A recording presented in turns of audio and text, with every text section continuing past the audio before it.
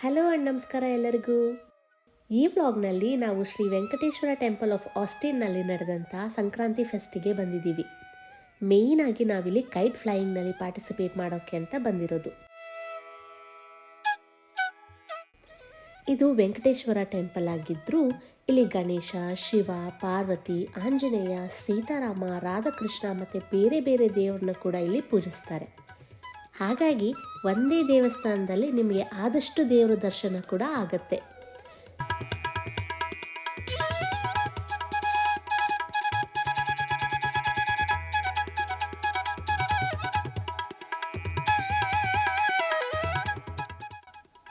ಇಲ್ಲಿಂದ ಈಗ ನಾವು ಸಾಯಿಬಾಬಾ ಸನ್ನಿಧಿಗೆ ಹೋಗ್ತಾ ಇದ್ದೀವಿ. ಇದು ವೆಂಕಟೇಶ್ವರ ದೇವಸ್ಥಾನದ ಆವರಣದಲ್ಲೇ ಇರೋದು. ಸಂಕ್ರಾಂತಿ ಇವೆಂಟ್ಸ್ನ ಇಲ್ಲಿ ಆರ್ಗನೈಸ್ ಮಾಡಿದ್ದಾರೆ.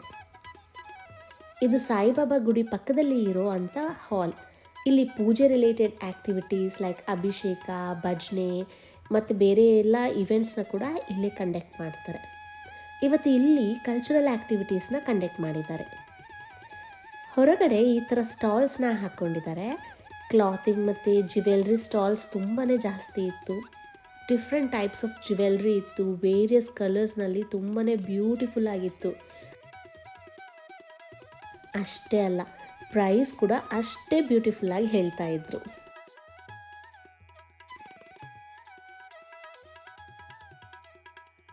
ಕೆಲವೊಂದು ಯುನಿಕ್ ಕಲೆಕ್ಷನ್ ಸ್ಯಾರೀಸ್ ಕೂಡ ಡಿಸ್ಪ್ಲೇನಲ್ಲಿ ಇತ್ತು. ಹಾಗೆ ಜೊತೆಗೆ ಸಲ್ವಾರ್, ಕುರ್ತಾ, ಡಿಫ್ರೆಂಟ್ ಕಲೆಕ್ಷನ್ಸ್ ಅಂತೂ ಖಂಡಿತ ಇತ್ತು.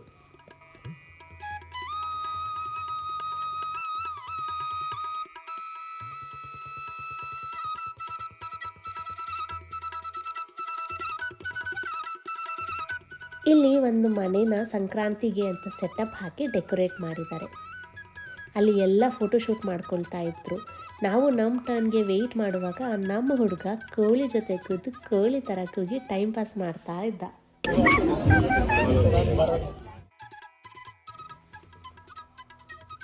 ಹಾಗೆ ಪಕ್ಕದಲ್ಲಿ ಹಸು ಪ್ರಾಪ್ಸ್ ಎಲ್ಲ ಇಟ್ಟಿದ್ರು. ಅದನ್ನು ನೋಡಿಕೊಂಡು ಒಂದೆರಡು ಫೋಟೋಸ್ ತೆಕ್ಕೊಂಡು ಅಲ್ಲಿಂದ ಕಲ್ಚರಲ್ ಆ್ಯಕ್ಟಿವಿಟೀಸ್ ನೋಡೋಕ್ಕೆ ಅಂತ ಹೋದ್ವಿ.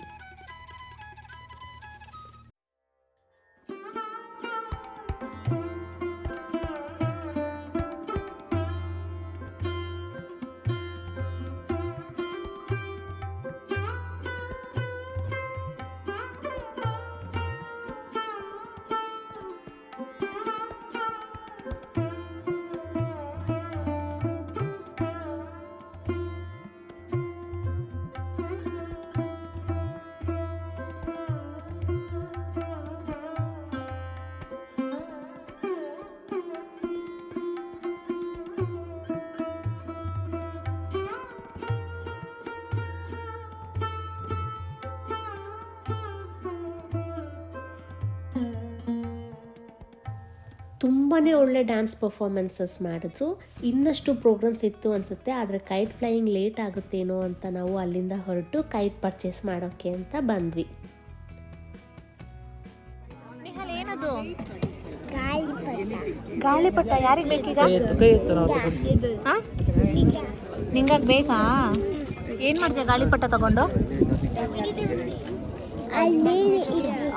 ಮೇಲೆ ಬಿಡ್ತೀಯಾ? Good job. ವಾವ್, ಗ್ರೀನ್ ಇದೆ, ಪಿಂಕ್ ಹ್ಯಾಟ್ಸ್ ಇದೆ ಅದ್ರ ಮೇಲೆ. ಮೇಯ್ನಾಗಿ ನಾವಿವತ್ತಿಲ್ಲಿ ಬಂದಿದ್ದು ಕೈಟ್ ಫ್ಲೈಯಿಂಗ್ಗೋಸ್ಕರ. ನಮಗೆ ಲಾಸ್ಟ್ ಮಿನಿಟಲ್ಲಿ ಗೊತ್ತಾಯಿತು ಇಲ್ಲಿ ಈ ಥರ ಇವೆಂಟ್ಸ್ ನಡೀತಿದೆ ಅಂತ ಹೇಳಿ. ಹಾಗಾಗಿ ನಾವು ಬರೋ ಅಷ್ಟರಲ್ಲಿ ಸ್ವಲ್ಪ ಇವೆಂಟ್ಸ್ ಕೂಡ ಮುಗ್ದೋಗಿತ್ತಂತೆ. ಸೊ ನಿಹಾಲ್ ತುಂಬ ಟೈಮಿಂದ ಕೈಟ್ ಕೇಳ್ತಾ ಇದ್ದ. ಹಾಗಾಗಿ ಎಲ್ಲರ ಜೊತೆ ಮಾಡಿದರೆ ಇನ್ನೂ ಚೆನ್ನಾಗಿರುತ್ತಲ್ವ ಅಂತ ಡಿಸೈಡ್ ಮಾಡಿ ಬಂದಿದ್ದು. ಕೈಟ್ ಪರ್ಚೇಸ್ ಮಾಡಿಕೊಂಡು ಅಲ್ಲಿಂದ ಊಟಕ್ಕೆ ಅಂತ ಹೋದ್ವಿ. ದೇವಸ್ಥಾನದಲ್ಲಿ ಪ್ರಸಾದ ಕೊಡ್ತಾಯಿದ್ರು. ಸದ್ಯ ನಾವು ಹೋದಾಗ ಅಷ್ಟೇನು ಕ್ಯೂ ಇರಲಿಲ್ಲ. ಒಂದು ಸ್ವಲ್ಪ ಕ್ಯೂ ಇತ್ತು, ಬಟ್ ತುಂಬ ಲಾಂಗ್ ಕ್ಯೂ ಏನಿರಲಿಲ್ಲ. ಒಳ್ಳೆ ಬಿಸಿ ಬಿಸಿ ರುಚಿಯಾದ ಪ್ರಸಾದ ತಿಂದು ಸ್ವಲ್ಪ ಹೊತ್ತು ಕೂತು ಕೈಟ್ ಫ್ಲೈಯಿಂಗ್ ಮಾಡೋಕ್ಕೆ ಅಂತ ಹೊರಟ್ವಿ.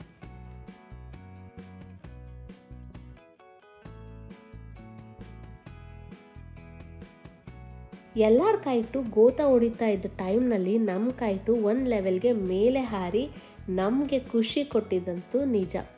ಆಮೇಲೆ ಏನಾಯಿತೋ ಗೊತ್ತಿಲ್ಲ, ನಮ್ಮದು ಎಲ್ಲರ ಥರ ಗೋತಾ ಹೊಡೆಯೋಕ್ಕೆ ಶುರು ಮಾಡ್ತು. ಫಸ್ಟ್ ಕೈಟ್ ಸ್ವಲ್ಪ ಕಿತ್ತೋಯ್ತು ಅಂತ ಹೇಳಿ ಅದನ್ನು ನಿಹಾಲ್ಗೆ ಆಟ ಆಡೋದಕ್ಕೆ ಕೊಟ್ಬಿಟ್ಟು ಸೆಕೆಂಡ್ ಕೈಟ್ನ ತಗೊಂಡು ಬಂದು ಟ್ರೈ ಮಾಡಿದ್ವಿ. ಯಾಕೋ ಆಮೇಲೆ ಅಷ್ಟೊಂದು ಲಕ್ ಇರಲಿಲ್ಲ ಅಂತ ಅನಿಸುತ್ತೆ, ಹಾಗಾಗಿ ತುಂಬ ಮೇಲೆ ಏನು ಹೋಗಲಿಲ್ಲ ನಮ್ಮ ಪಟ. ಬಟ್ ಎಕ್ಸ್ಪೀರಿಯನ್ಸ್ ಅಂತೂ ಚೆನ್ನಾಗಿತ್ತು. ಮೇಯ್ನಾಗಿ ಬಂದಿದ್ದು ನಿಹಾಲ್ಗೆ ಖುಷಿ ಆಗಲಿ ಅಂತ. ಅವನಂತೂ ತುಂಬಾ ಚೆನ್ನಾಗಿ ಎಂಜಾಯ್ ಮಾಡ್ದ. ಕೈಟ್ ಮೇಲೆ ಹಾರಿದಾಗಲೂ ಅಷ್ಟು ಖುಷಿ ಪಟ್ನೋ ಇಲ್ವೋ ಗೊತ್ತಿಲ್ಲ, ಆದರೆ ಅವನೇ ಕೈನಲ್ಲಿ ಕೈಟ್ನ ಹಿಡ್ಕೊಂಡು ಓಡಿದ್ದು ಅವನಿಗೆ ತುಂಬಾ ಮಜಾ ತಂದುಕೊಡ್ತು. ಹೀಗೆ ನಮ್ಮ ಸಂಡೇನ ಇಲ್ಲಿ ಕಳೆದು ಹಬ್ಬದ ದಿನ ಮನೆಯಲ್ಲಿ ಎಳ್ಳು ಬೆಲ್ಲ ಪೊಂಗಲ್ ಮಾಡಿಕೊಂಡು ಸಿಂಪಲ್ಲಾಗಿ ಹಬ್ಬನ ಆಚರಿಸಿದ್ವಿ. ನಿಮ್ಮನೇಲೂ ಹಬ್ಬ ಎಲ್ಲ ಚೆನ್ನಾಗಾಯಿತು ಅಂತ ಭಾವಿಸ್ತಾ ಈ ವಿಡಿಯೋನ ಇಲ್ಲಿಗೆ ಮುಗಿಸ್ತಾ ಇದ್ದೀವಿ.